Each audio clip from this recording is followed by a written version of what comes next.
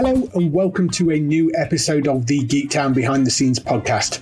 I'm your host Dave Elliott and I'm away for a couple of weeks, so I'm releasing a few episodes of the Behind The Scenes podcast in place of the normal Geektown Radio show.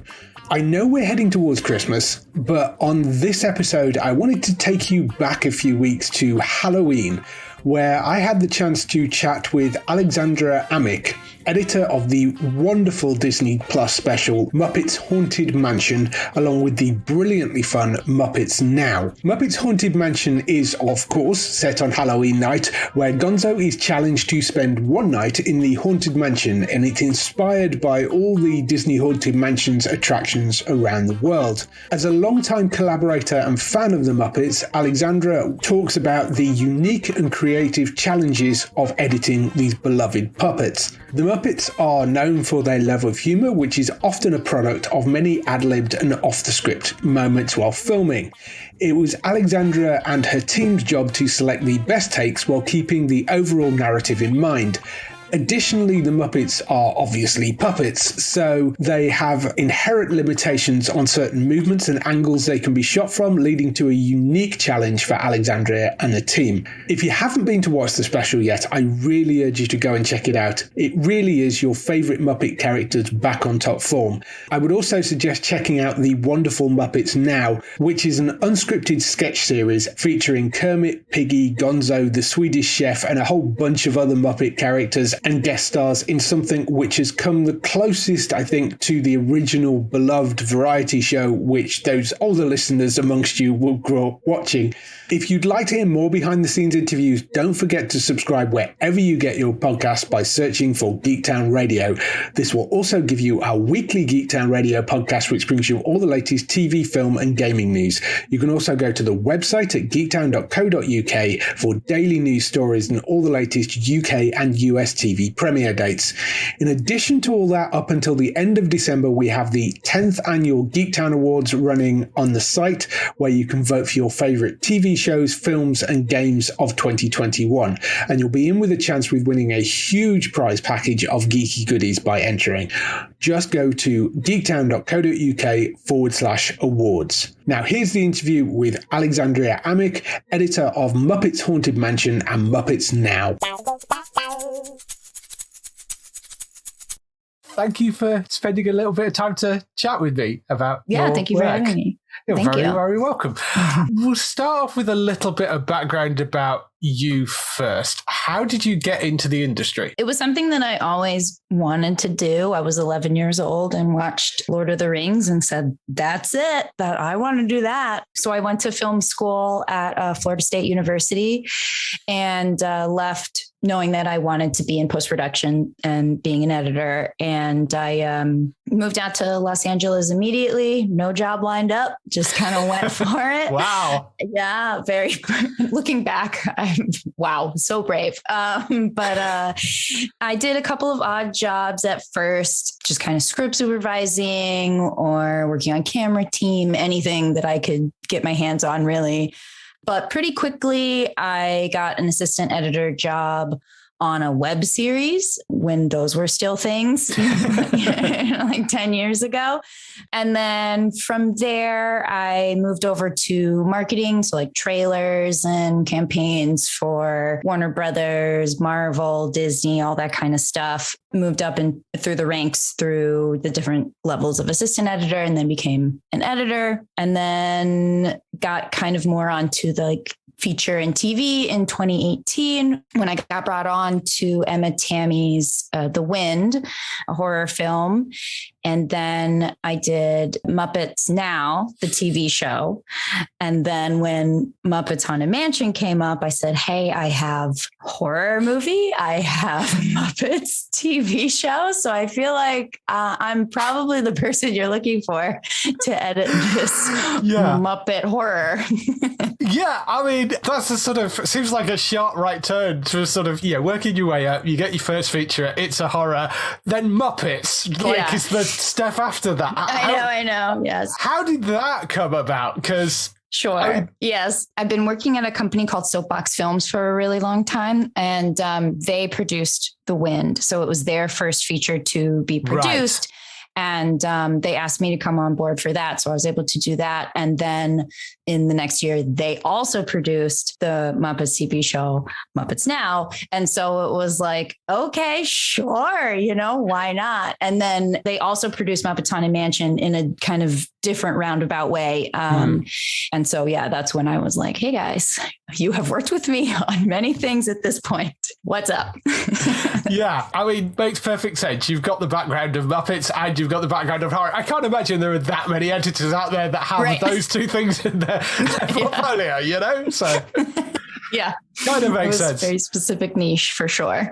Yeah, very, very. I watched it last night actually, and I mean, I'm a huge fan of the Muppets, and I loved what you did with Muppets Mansion. It's just wonderful. It's kind of up there with Christmas Carol, which is like my favorite Muppet thing of all time. Thank you so much. That's so great. I'm so glad you enjoyed it. It was really fun and so crazy that it's their first Halloween special, because you think that it would just make sense. But our director, Kirk Thatcher, has been, I think it's like 30 years he's been trying to convince them to do it. And finally the stars aligned. Yeah. I mean, Kirk's got a bit of a background with like the Muppet stuff anyway, because he did Treasure Island and a whole bunch of other things, didn't he? So when it comes to actually editing Muppets, what are the challenges when you're dealing with like puppet characters? Yeah, basically the footage is a lot more limited because what you can do with a puppet is a lot more limited. So most puppets end at the waist.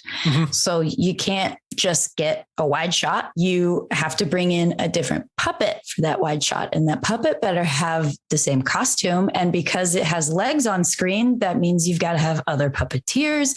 That has time and money on set implications, time and money in post-production implications. So they have to be very, very meticulous about what they want to shoot and how they frame it and all of that. And then also Muppets can't do everything that people do, no matter how. I mean, the performers are incredibly talented and the things that they are able to make those puppets do are incredible, but they can't turn a regular doorknob.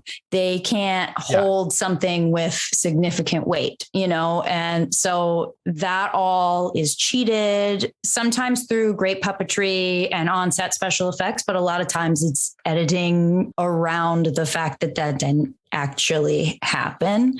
So just the fact that they're bodiless things and not humans just really makes it harder. But I think when it really comes down to it, it's really not that much different, because every time you get footage, they don't get everything that you want, through just what naturally happens on set or what you naturally discover in the edit room, and just being like, oh, well, wouldn't it be great if we could do this and this and this that no one ever thought about before?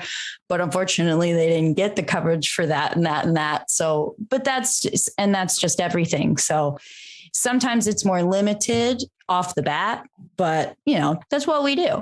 Yeah. Great use of whatever they bring you. Exactly. Yeah. I mean, the other thing, which I mean, I don't know how much this happened with the Haunted Mansion particularly, but they are well known for going kind of off script and ad-libbing quite a lot more. So whilst the shots themselves might be a bit more static, are you getting a lot more sort of takes and things that you can play around with? And does that cause you problems? Because obviously you're working from a script. So right.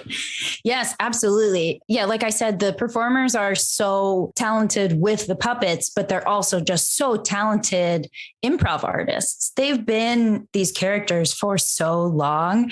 And so the dailies, watching back normal dailies is normally pretty boring. It's just take after take with no movie magic and anything like that. But Muppet dailies are so funny.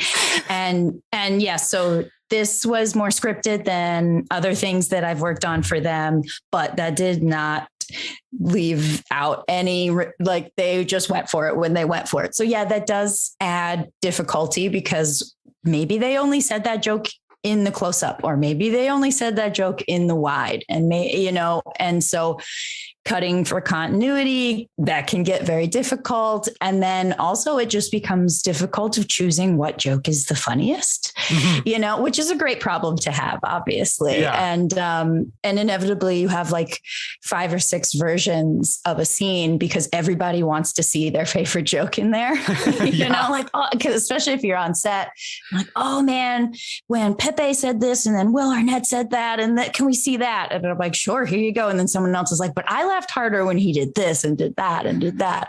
So that becomes a challenge of kind of choosing what goes in it. But I think by that point, once I've actually managed to cut it together, we're not noticing that we're jumping around the room crazily, and continuity and the scripted lines are all in there. We have to come back to story and character to decide what joke is in there, because that's really, if maybe that ad lib was incredibly hilarious and would be so good to see, but at that point in the story would not make sense. Right. So we have to choose. And unfortunately, that means that a lot of jokes end up on the cutting room floor, but it makes it all the more fun to know that they're there, I think. Yes. These sort of outtake reels that you must be able to like put together from this sort of stuff must be hilarious. Oh, totally. And not always PG, which is great. I can imagine. Yes, which is problematic because, you're dealing with Muppets and they've got to be child friendly. But yes, I can imagine there must be some hilarious like reels that go around between, in circles. Yes, exactly. Mm-hmm. Yeah, where literally you hear someone off screen go, you can't say that. You cannot say that. And they go, oh, yeah. Okay. And then they try something else.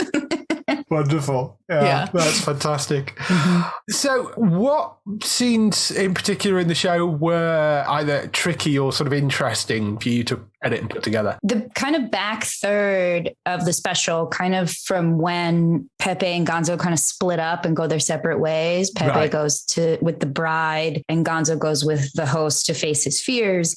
That section was always intended, obviously, to have them split up and intercut between them. And it read really well. It felt like in the script, yes, this is when we should cut to here. This is when we should cut to here. This is what's happening in this room. This is what's happening in that room.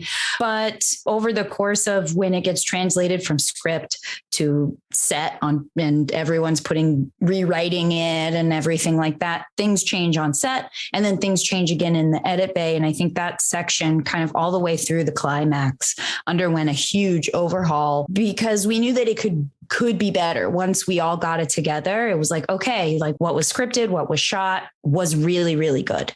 But I think we can make it better. And so, but that's very hard to rip things apart and say, we were going to cut out here, but we're going to cut out half of that dialogue and we're going to come back here. And then we were going to cut over to Pepe during this scene, but I think we should cut over to Pepe during that scene. And so it's just this big puzzle. So that was, I think, the most editorially challenging in terms of story and suspense and jokes, because we're all over the place in tone. This is emotional climaxes, big fight with an axe, monsters down a set of stairs, all these kinds of things going on.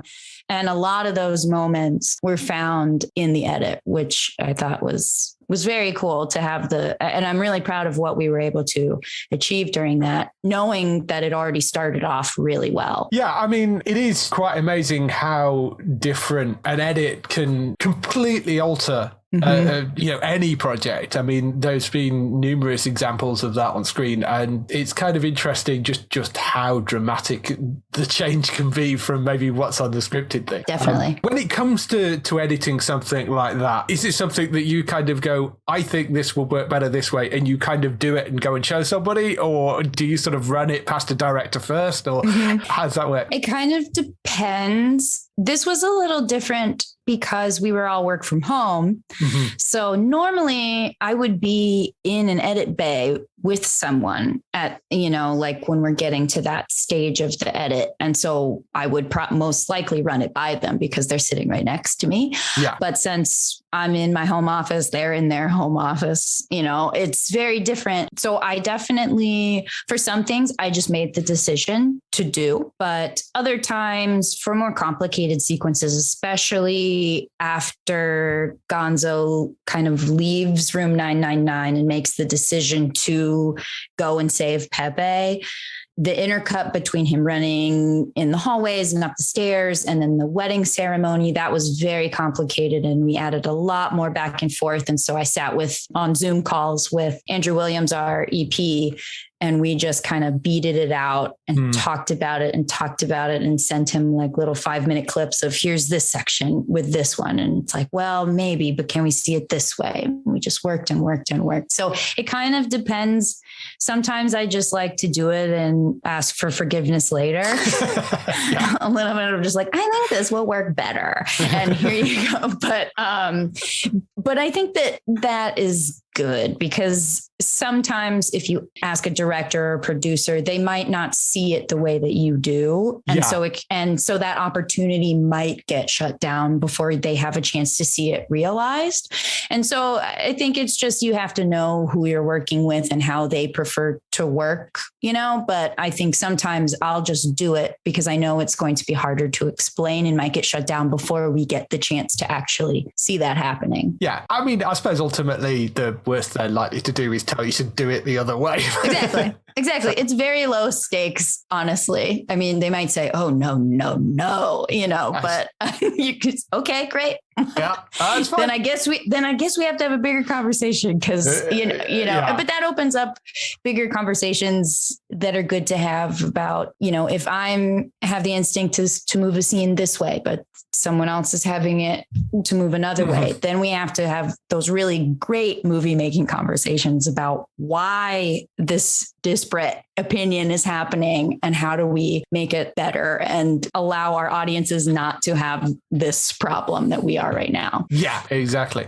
When you get the footage for it, I mean, you're getting dailies presumably and putting stuff together from that, but also with something like Haunted Mansion, there's obviously a lot of VFX work having to go into that because you're dealing with ghosts in the thing. So what are you actually getting from that? What are you actually putting together? Because is it like people in green morph suits, like yes, full body green morph suits. Yes, it's very confusing dailies. I'll be honest.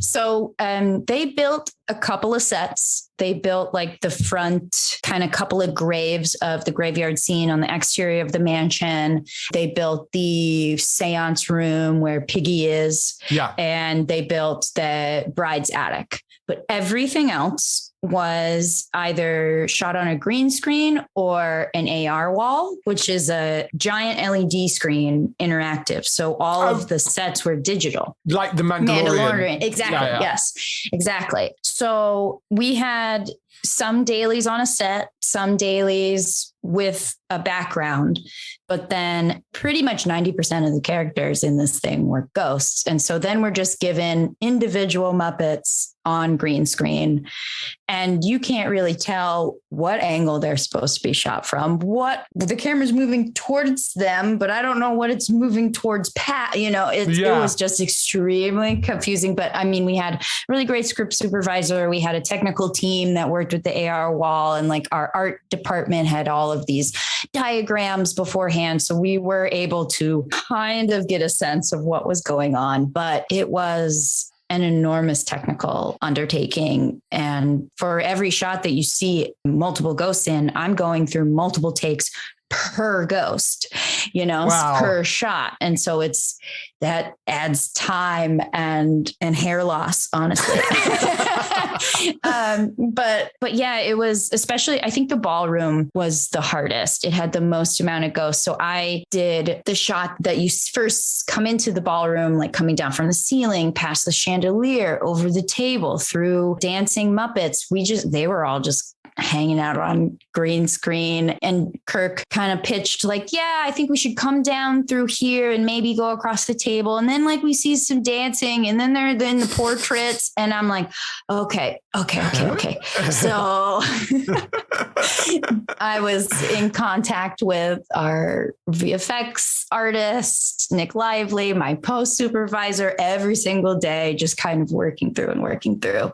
So those dailies were very confusing, but also they were very freeing because like we talked about earlier, most of the time you have to cut the Muppet at the waist because there are people there. Yeah. We had ghost tales. So it was a big meeting beforehand. It was like, okay, guys, you can just put the Muppet anywhere because we're going to cover the end of that puppet with ghost tales. So it was really great. But also it was just like, oh my God, we have now we have all of the options. What direction do we go in? Yeah. Wow. That scene had an awful lot of ghosts in it. I mean, that must, and if they're all individual as well, that must have been. Yeah. The musical number was actually edited by Jason Bierfeld. We had an extremely tight turnaround. And so it was always intended that there would be someone to edit the musical numbers. And then I did all of the story. And that ballroom scene was, I mean, incredibly done. And that musical number already, I mean, like Kirk and everyone had a great vision for it beforehand, but then to fully realize it, Jason, that editor, he went through a lot to get it there, but it looks so great. Yeah, I could see why there were a few of you working on that, because I mean, that would have been, you have no hair by the end of that if you'd have to do it all yourself. No, definitely not. Yeah. And I'm very grateful to have had his help on that for sure. Yeah. Outside of the new special, you did work on Muppets Now as well, which, I mean, that was sort of the kind of big return of the Muppets to a kind of show format. Yes. In which they hadn't been in for a very long time. And you'd done a few bits and pieces with the Muppets before, hadn't you, before you got to that? Yes. So how was it kind of approaching that and stitching that together? Because that was a lot of sort of, if I remember correctly,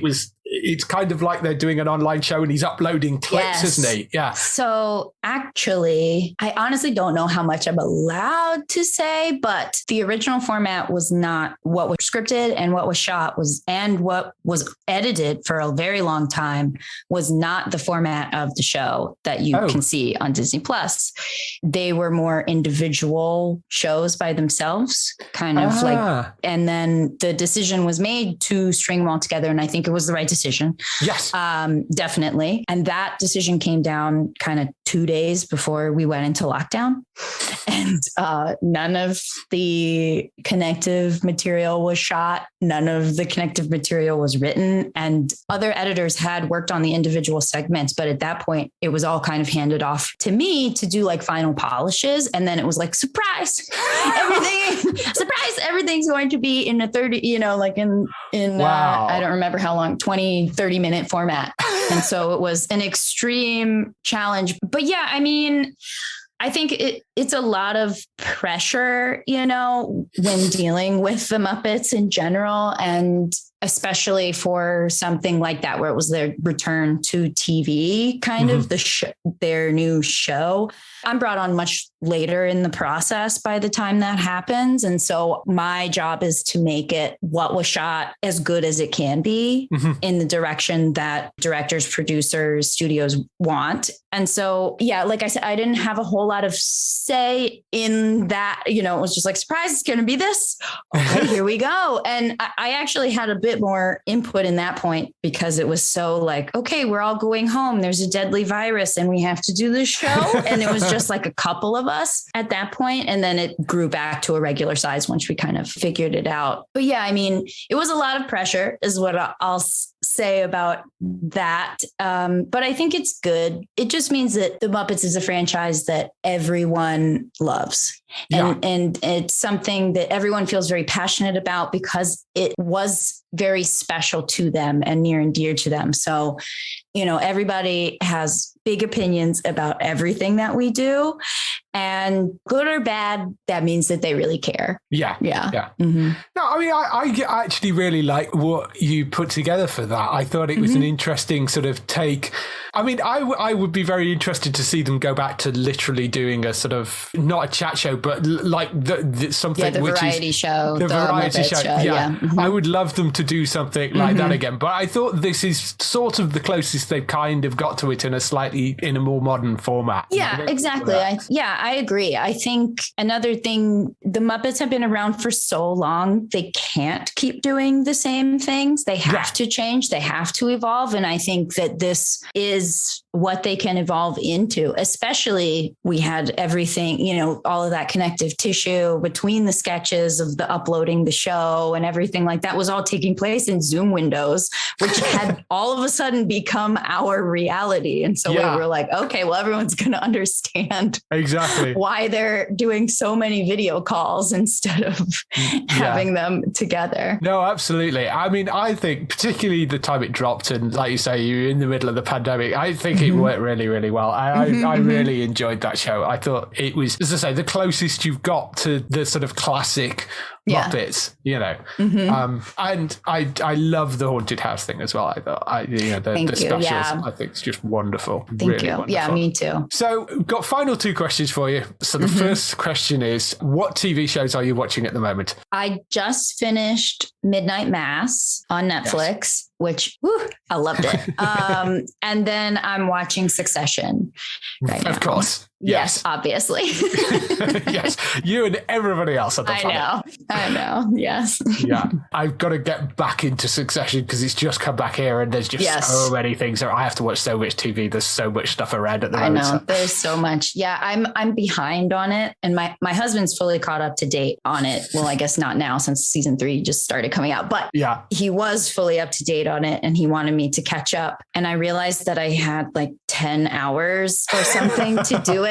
And then this does not speak to the show at all, but I did fall asleep halfway through an episode, not on the show at all, just on me. And I woke up and was very upset because I thought that I had checked a full hour of required TV viewing off my list and had to backtrack because it is so overwhelming with how much there is out there. Yeah, no, there is a crazy amount of stuff around at the moment, particularly this time of year as it just gets more and more nuts.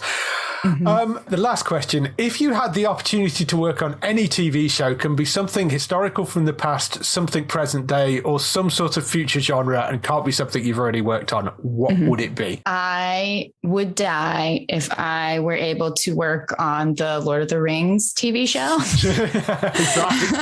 Because that is why I decided to get into the film industry, was 11-year-old me watching Fellowship of the Ring. And so if I could work on something Middle Earth related, that would be very cool to me. Yeah, I get that. I mean, the amount of interest around that show, which is still, about a year away. And we still don't know, a plot. We kind of got vague ideas of where it's set. But there's no plot, no exactly sort of details about it. Cast list, but no idea who's playing who. Yeah. We've got a picture of a beautiful vista. Yes, that's it. That many people have written many blog posts trying to dissect. But that's it. Yeah. So I hope I have high hopes that it'll be great. Just because that particular franchise is near and dear to my heart. Yes. And it's coming to the UK for the next season as well. They're moving from New Zealand to the UK for the next season. Yes, that's right. So I'm kind of I will have to see where they're filming because you got to get on set. Sneak on somehow. I will have to see where. I imagine it's going to be kind of Scotland or something. I would imagine because it's the Vista. It's not like you could do it in central London or something like that, is it really? Not unless they've taken a lot of liberties. No, I mean, you could use the virtual sets, I guess, but that's, I don't know. We could go on speculating. No, we can. But anyway, I shall let you get back to your day, and thank you for spending a little bit of time to chat with me. It's been really, really lovely. And if you ever want to talk more Muppets or whatever else you're doing next, we can talk again. Yeah, definitely. Awesome. Thank you so much. No problem. Have a lovely rest of the day. Thank you. You too. All right. Cheers. Bye. Bye.